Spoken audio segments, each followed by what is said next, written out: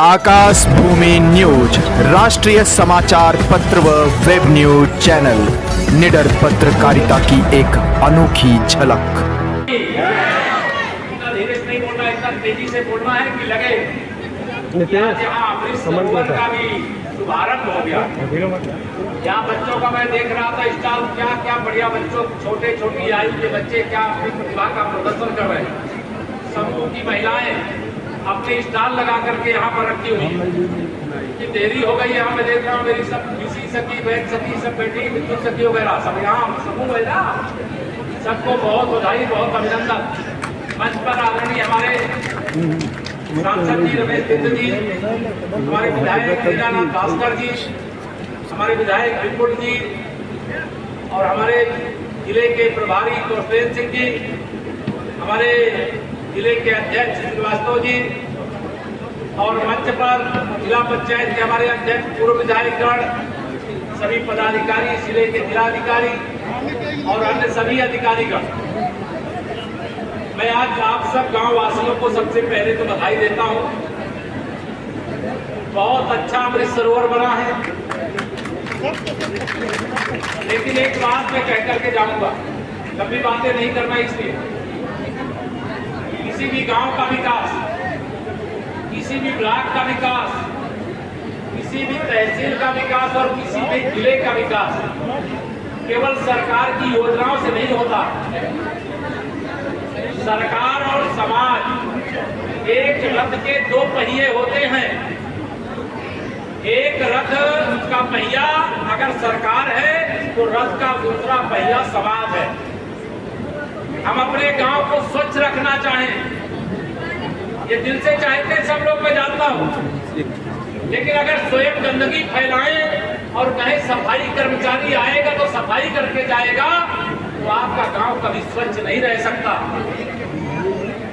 अगर हम ये तय कर लें कि अगर हमारे गांव के अंदर गंदगी नहीं रहेगी, हमारे घर का कूड़ा करकट निकलेगा तो, गांव का कूड़ा करकट निकलेगा तो जो उचित स्थान डालने के लिए निर्धारित है उसी स्थान पर लेकर के जाकर के डालने का काम करेंगे, तब गंदगी दूर होगी गांव के अंदर। आप सोचे अमृत सरोवर बन गया, सब तय कर ले कि अमृत सरोवर का तो यह सरकारी है, इसमें जो कुछ लगा उखाड़ कर अपने घर ले जाओ। इसमें पानी सूख जाता है तो सूख जाने, तो पेड़ खराब हो रहा है, उसको पानी नहीं मिला, दवा नहीं मिली, सूखने की स्थिति में आ गए तो पेड़ सूख जाए।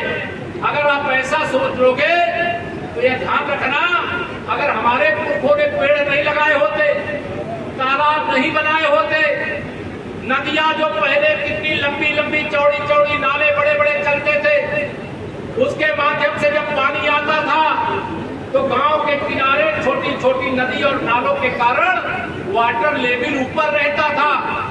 धीरे धीरे हमने क्या किया, अपने निजी स्वार्थ में तालाबों पर कब्जा कर लिया, नदियों को खेत बना दिया, नालों को खेत बना दिया, चंद पैसों के लिए पेड़ों को काट दिया, बड़े बड़े पेड़ों को, लेकिन उसके बदले 10 पेड़ नहीं लगाए।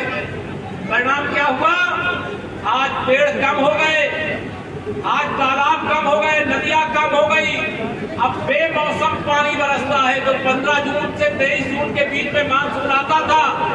अब आप कल्पना करिए, आज मैं आप सबके बीच में 25 सितंबर को खड़ा हूँ।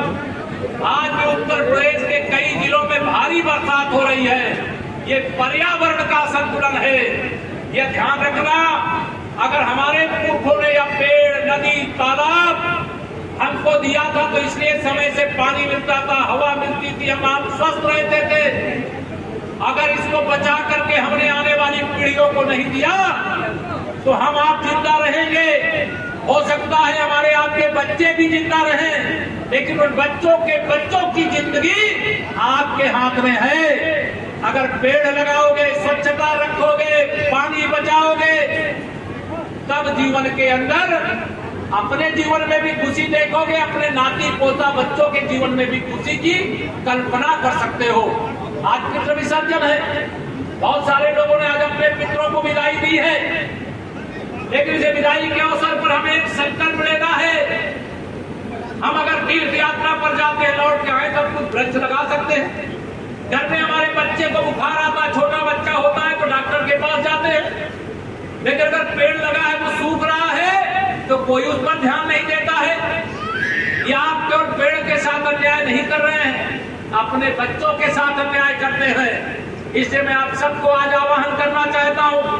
उत्तर प्रदेश में हमारे माननीय प्रधानमंत्री श्री नरेंद्र मोदी जी के नेतृत्व की सरकार है और प्रदेश में आदरणीय योगी आदित्यनाथ जी के नेतृत्व की सरकार है। हमारी सरकार का संकल्प सबका साथ, सबका विकास है। हर गरीब हो, अमीर हो, किसी जाति का हो, किसी बिरादरी का हो, किसी समुदाय का हो, हर योजना का लाभ बिना भेदभाव के सबको मिलना चाहिए। यह हमारी सरकार का संकल्प है और इसी संकल्प के बूते कोई भी गांव ऐसा नहीं कह सकता कि हमारे गांव में प्रधानमंत्री आवास नहीं आए। कोई गांव ये नहीं कह सकता है कि जल जीवन मिशन के अंतर्गत हमारे प्रधानमंत्री जी ने कहा हर घर तक नल से पीने का जल यानी पानी पहुंचाएंगे। आज गांव-गांव में पानी की टंकियां बन रही है, पाइपलाइनें बिछ रही हैं। अब आपके घर में पाइपलाइन से पानी अगर पहुंच जाए, सरकार टोटी लगा के दे दे और आप टोटी निकाल के बाहर फेंक दो कि बहता रहे पानी, ये तो सरकारी है, तो आप तो पानी बर्बाद करोगे, लेकिन हमारी आने वाली पीढ़ियां बिना पानी पिए मरने के लिए विवश हो जाएंगी और उसके अपराधी हम आप सब हो जाएंगे। इससे पानी भी बचाना है, पेड़ भी बचाना है, गांव को स्वच्छ भी रखना है। गांव स्वच्छ रहेगा तो बीमारी गांव में घुस नहीं सकती, और गांव में गंदगी रहेगी तो सारी डॉक्टरों की टीम लग जाए तो भी बीमारी खत्म नहीं हो सकती। इसलिए मैं आप सबका आह्वान करता हूं, अपील करता हूं, समाज के हित में, देश के हित में जो कुछ काम होता है उसमें हम सब लोगों को मिलकर के आगे बढ़ना है। हमारी सरकार ने, देश में सरकार है तो प्रधानमंत्री किसान सम्मान निधि अगर देते हैं तो जिन किसानों के नाम जमीन है हर 3-4 महीने में 2000 की एक किस्त उनके खाते में पहुंच जाती। कोई किसान ये नहीं कह सकता अगर उसका नाम दर्ज हो गया है तो सीधे माननीय नरेंद्र मोदी जी दिल्ली से बटन दबाते हैं और आपके खाते में सीधा पैसा पहुंच रहा है। प्रधानमंत्री आवास योजना का पैसा आपके खाते में पहुंच रहा है। गरीब अमीर के बीच की खाई को खत्म करके शौचालय निर्माण सबके घरों में हो रहा है। पहले अमीर के घर में बिजली थी, गरीब के घर में बिजली नहीं थी। हमने सौभाग्य योजना के माध्यम से जिन गरीबों के घर में बिजली नहीं थी, सरकारी खर्चे पर उनके घर तक बिजली पहुंचाने का काम किया है। ये भारतीय जनता पार्टी की, मोदी और योगी जी के नेतृत्व वाली सरकार की उपलब्धियां हैं। मैं लंबी बातें करने का समय नहीं, आगे मुझे जाना भी है। मैं आप सबको गांव के विकास के लिए, क्षेत्र के विकास के लिए सरकार का खजाना खुला है। यहाँ के अधिकारियों को आह्वान करता हूँ, हर गांव को हमें सुंदर बनाना है, हर गांव में हमें अमृत सरोवर बनाना है, हर गांव के अंदर जो तालाबों पे कब्जे उनको खाली करवाना है, जो नदियां लुप्त हो गई हैं उनको पुनर्जीवित करना है, जो नाले पर कब्जे हो गए उनको खाली कराना है। अवैध कब्जे पर जो भी अवैध कब्जा जिसके पास भी है, अगर गुंडे अपराधी माफिया के पास है तो हम सख्ती से खाली कराते हैं, लेकिन अगर किसी गरीब के पास कब्जा है उससे बात करके पहले उसके रहने की व्यवस्था करते हैं, तब उससे खाली करवाने का काम करते हैं। इस प्रकार की सेवा देने का काम हमारी सरकार के माध्यम से आप सबके जीवन में खुशहाली के लिए किया जा रहा है। आप सबका सहयोग मिलेगा तो हम और अच्छा कर रहे हैं। अभी आज हमारी सरकार उत्तर प्रदेश में बनने के बाद 25 मार्च को बनी थी, आज 25 सितंबर है, 6 महीने हुआ और 6 महीने के अंदर बड़े बड़े अपराधियों को जेल भेज दिया गया। 15 दिन के अंदर गाजीपुर का माफिया मुख्तार अंसारी, उसको 3 मामले में सजा सुनाई जा चुकी है। अब वो कभी चुनाव नहीं लड़ सकता, ऐसी सजा उसको हो गई है।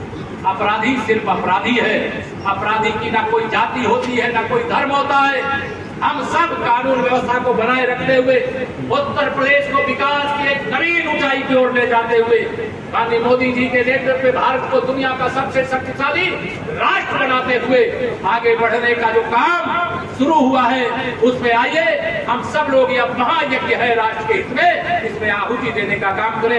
यही आह्वान करके समय अभाव के कारण अपनी वाणी को दूंगा विराम और आप सबको करता हूँ सादर प्रणाम। जय श्री राम। लाल बटन दबाकर चैनल को सब्सक्राइब करें तथा घंटी का बटन अवश्य दबाएं ताकि सभी वीडियो की जानकारी आपको मिलती रहे।